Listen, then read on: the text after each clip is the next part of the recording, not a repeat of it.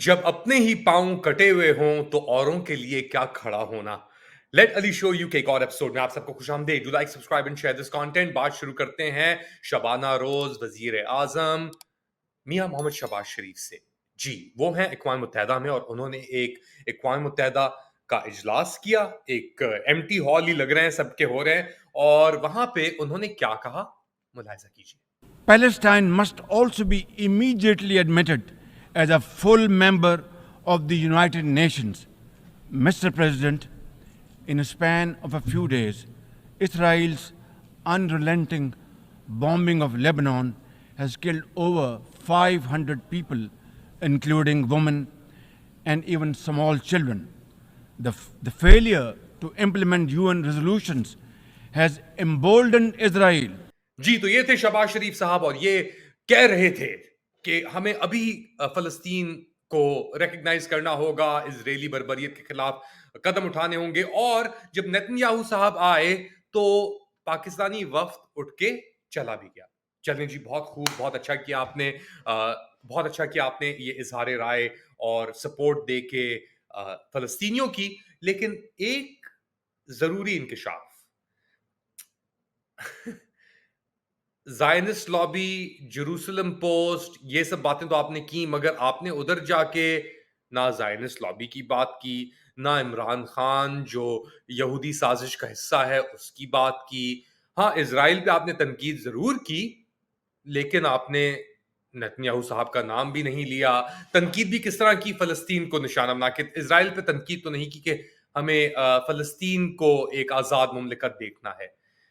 आप कौन से आजाद हैं? आप किस बुनियाद पे वहां पे खड़े हैं? किन बूटों की पॉलिशें करके आप यहां तक पहुंचे हैं शहबाज शरीफ साहब?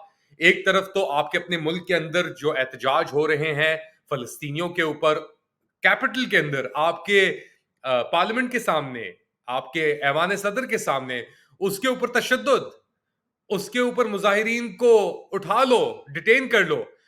चलिए, ये तो फलस्तीन प्रो पैलेस्टीनियन प्रोटेस्ट हैं। दूसरी जानिब जो आप खुद तशद्दुद कर रहे हैं, लोगों को अगवा कर रहे हैं, उठा रहे हैं, आईन के साथ ज्यादती कर रहे हैं, तो किस बुनियाद पे आप, what right do you have sir, कि आप अक़वाम मुत्तहिदा में जाके फलस्तीनियों के लिए आवाज उठाएंगे जब आपने अपने मुल्क के लोगों के ऊपर तशद्दुद किया हुआ है, उस लेवल का तशद्दुद जो इजराइल कर रहा है वेस्ट बैंक और गाजा के अंदर। तो आप ये तवक्को रखते हैं कि कोई आपकी बात सुनेगा? आपकी कोई हैसियत नहीं है, कोई आपको मानता नहीं है। और हम सब जानते हैं ईरानियन प्रेसिडेंट से मुलाकात हुई पेस्केशियान साहब से, तो उसका प्रेस रिलीज तक आप लोगों ने इशू नहीं किया, इतने डरे हुए हैं आप। और किस किस से मुलाकात हुई है? एक एर्दोआन साहब से हो गई, एक ईरानियन उससे हो गई, ब्रिटिश पीएम से हो गई, दो तीन और छोटे ममालिक से हो गई। आपकी कुल औकात, बस थोड़ा सा और टाइम दे दें, हम आपको सब समझा देंगे। और वो लोग जो कहते हैं कि जी तहजीब, तहजीब के दायरे से बाहर नहीं निकलना चाहिए, कौन सी तहजीब, कौन सा दायरा? ये सब तहजीबें, ये सब दायरे टूट चुके हैं। ये आप लोगों ने इन दायरों को और इन तहजीबों को तोड़ा है। जब हमारा वक्त आएगा आप तहजीब तोड़ने का, तो फिर आपको कंप्लेन करने का मौका नहीं मिलेगा। और वो वक्त आ गया है। आप एक डोनट शॉप से अवैस मोहसिन को तो उठवा सकते हैं, अगवा करवा सकते हैं काजी फायजीजा साहब, लेकिन 250 मिलियन, 25 करोड़ अवाम को आप यरगमाल नहीं बना सकते इस तरीके से। और कोशिशें जारी हैं। रावलपिंडी में सेक्शन 144 नाफिज कर दिया गया है। इसलिए नाफिज कर दिया गया है क्योंकि वहां पे एक बहुत बड़ा एहतजाज होने वाला है हफ्ते के रोज 28 सितंबर को। उसके डर और खौफ में आके जो पंजाब हुकूमत है उसने इन कनाइवेंस विद मिलिट्री लीडरशिप, अच्छा मिलिट्री लीडरशिप का आप हाल देखें, दुनिया की छठी सबसे बड़ी अफवाज दुनिया की, पिंडी उसका हेडक्वार्टर, वहां पे एक एहतजाज होने के लिए सेक्शन 144 इंपोज हो गया। तो कॉन्फिडेंस लेवल आप चेक करें।